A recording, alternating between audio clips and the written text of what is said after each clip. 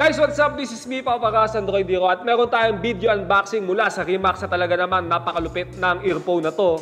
RIMAX S1 Pro. Ang box na guys, ang combination ng kulay, merong color yellow at color white. At nabubuksan na ganyan yan. And then may kita agad natin yung mismong itsura ng earphone natin. At may dalawang nagbibisikleta. S1 Pro ang nakalagay at enjoy ultimate sound. So kailangan i-enjoy mo ang kanyang pagiging kakaroon ng ultimate sound. And then guys, sa gilid, may kita natin na merong authenticity sticker at QR code. Dahil syempre, authentic ang RIMAX na mabibili natin dito sa Droid Hero. Sa likod, nakalagay ang kanyang mga detalye. Katulad na lang guys ng mga specification kung saan ipopost yan, ipapaka sa description. At may kita natin sa ilalim ang mga features niya. Tulad na lang na meron siyang built-in microphone at noise-reducing microphone daw siya. Multi-function control button, high-quality microphone at sculpted earpiece. So talaga naman, ano? Siguro komportable at nakahulma ito sa tenga natin kapag sinuot natin siya. At sa side may kita natin na meron siyang remote control at yung mga function na remote control niya tulad ng volume, syempre, at mga skip and answer button, play and next, something like that. So syempre, unbox na natin dahil ito ang pinaka-importante sa Droid Hero. Buksan natin siya mula sa ibabaw. Ganun ang tunog guys ng box ito. Narinig niyo ba yun?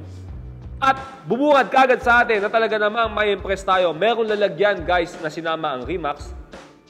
At nabubuksan siyang ganyan. Dahil dito natin ilalagay ang earphone na yan. Pumapalakpak guys. Narinig mo ba yun? Pakinggan nyo mabuti ah.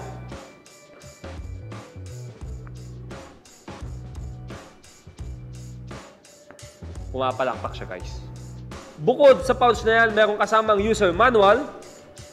At may nakikita si Papakas na plastic dito kung saan nakalagay guys ay ang mga extra earbuds na iba't ibang sizes. Wala nang ibang nakikita na kasama sa loob na accessory si Papakas. So pumunta na tayo dito sa mismong earphone natin. Alright, wow. Sa physical appearance guys, ang ganda ng material sa ginamit sa kanya. Hindi man siya flat cable pero ang kapal ng wire niya guys.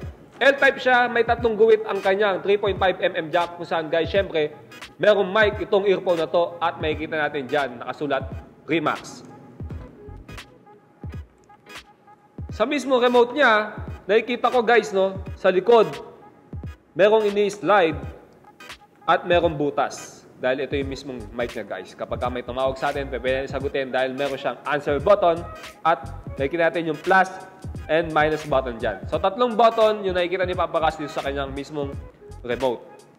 Wow, may korte ang itsura ng mismong earphone niya at gawa siya sa plastic. Then, merong emblem ng RIMAX. Wow. Ito yung mismong itsura guys. So, ito yung sinasabi niyang sculpted. And then, kapag ginamit natin to, no, ay pinapadaan muna natin sa likod ng tenga natin yung wire. Yan. Diba? Lalagyan natin siya sa likod. Nakakorte siya. So ito guys, yung S1 Pro natin. Paano ba umorder sa Droid Hero? Pumunta lang kayo sa aming Facebook page, www.fb.com/droidhero at makikita nyo kagad ang aming messenger. I-type nyo doon, Papa Kiko. Yan ang aming imaginary assistant na talaga namang aasikasuhin kayo kahit madaling araw.